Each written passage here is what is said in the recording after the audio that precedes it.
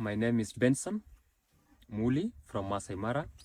I'm doing a safari guide, actually based on animal behavior, uh, study of trees, also environmental generally, and also grew up in Maasai Mara, so I know much about Maasai Mara, all the roads, how to navigate, the ways to go, all the territories.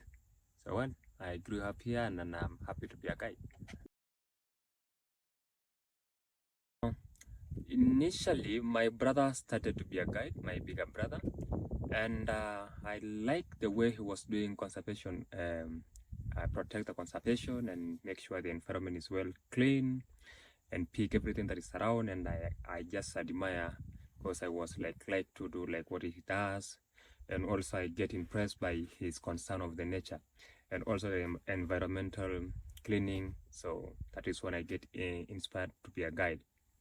And then finally, I try to inquire more questions from him that how do I be a guide? How do I apply the school?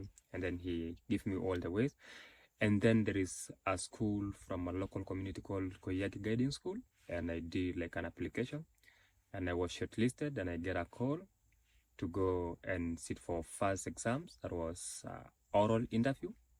And then after oral interview, I was position 2, and that is I get another second call for the theory interview, which I was at number 4 overall, and I qualified to join the school. And thereafter, it's all about your interest. You can only be a guide if you show interest. If you like the animals, if you like your job, just like any other job, you cannot choose a job that you are not interested in. So that's actually how I become a guide, and I really like the idea of being a guide and try to serve animals and of course land. Oh well, before you go to the college as a guide, you first of all have to. I started from secondary level. Primary level. I went to up to standard 8, and then finally I went to form 4. That is grade 4. After that is when I joined the college school as a guide for 2 years. So there is some subjects that you have to be good on so that you can go to study as a guide. Like you have to know like biology, geography, especially geography. You need to know about about the rocks, about the clouds, and also biology helps a lot because you study the behavior of animals, so you see your weakness point you have to improve later, but you only have to study through biology and geography. So biology and geography help you a lot to be a guide. Definitely you have to have a language because your English matters a lot. All subjects are taught in English, especially Swahili language. That was one subject. So back in secondary school, I did 12 subjects and only one subject that was taught in Swahili. So 11 subject was English. So it's also important to have your English being sharpened because you will meet different people. And of course, our accents are different. So it is important that you study also English. After in college school, there is always like an internship. After your classes, you have to go for internship. That means to be able to learn practically from the guides, from the senior guides, then you will be able to see to know the landmark, to know the place to go, to know the territories of animals. And after internship, you are now in a position to go out there looking for a job.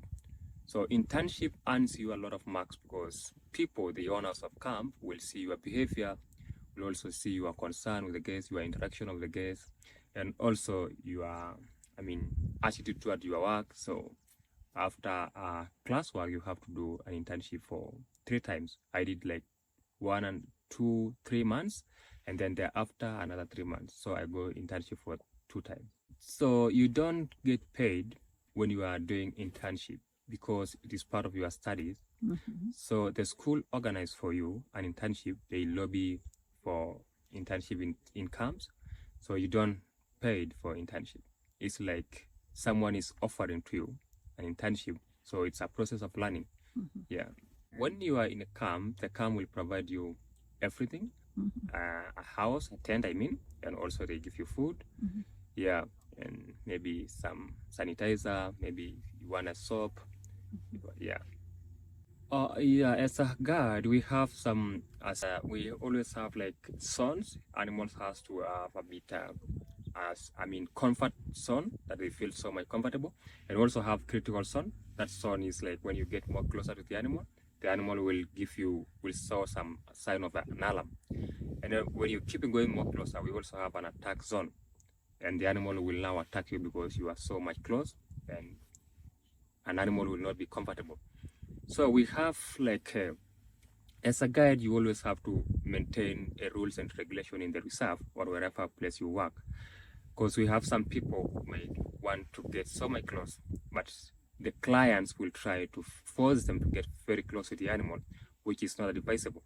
So as a good guide, you need always to know the park rules and regulation and try to maintain them as required from you.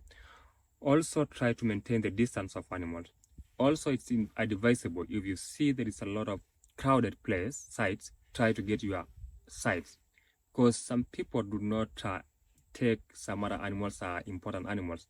Most of the people go for big animals like big cat, but if there are many cats in a site, you can choose another sighting like a bird watching or also zebra anklet and try to make the animal peaceful. Also, some guides, they try to, I will say, harass animal in that case, but it is not advisable. By crowded in the same place, the animal can be upset. It's also important, good ethics of a guide. You have to maybe answer questions from the guest. Also try to like being polite to the guest. You might have challenge because guests are also human beings. They might have some errors, they might have some demand, but you always have to stand with your ethics as a guide and try to follow the rules and regulation of the reserve. So as a guide, it's also a job. You can make a living, and as well you can do, you can conserve the environment. So it depends on you. If you are interested and you are not focusing on money so much, you can be a good guide and you get an opportunity to be to be employed by someone else. So it's a proper job. You can make your living. You can, stay well with your family and then conserve the environment. So after you have finished your school, you have been given a certificate. It is important that you sit for bronze exam, and then after you have another 3 years to prepare for your silver exam. And it is actually advisable that you go for silver because it's very now important. Everybody have got bronze, so to have an added advantage, it is important that you go for silver level. And then after silver, if you are capable enough to go for gold, you can also go for gold, and that will be another added advantage. If any job is advertised, usually they mention silver guides. You will have an advantage having gold. If you have gold and they have a panel for interview, they will also see your exams and they will actually select a gold guide. Yeah. So I wish you good luck, and also please concentrate on your studies and make sure what you focus on your profession, and please don't focus on maybe getting money that come later. Focus on your exams, focus on your education. Try to be taught about good ethics, and all that will come later. So I wish you well. Have good time there, study well, and I wish you a success work. Thank you, Benson. You're welcome.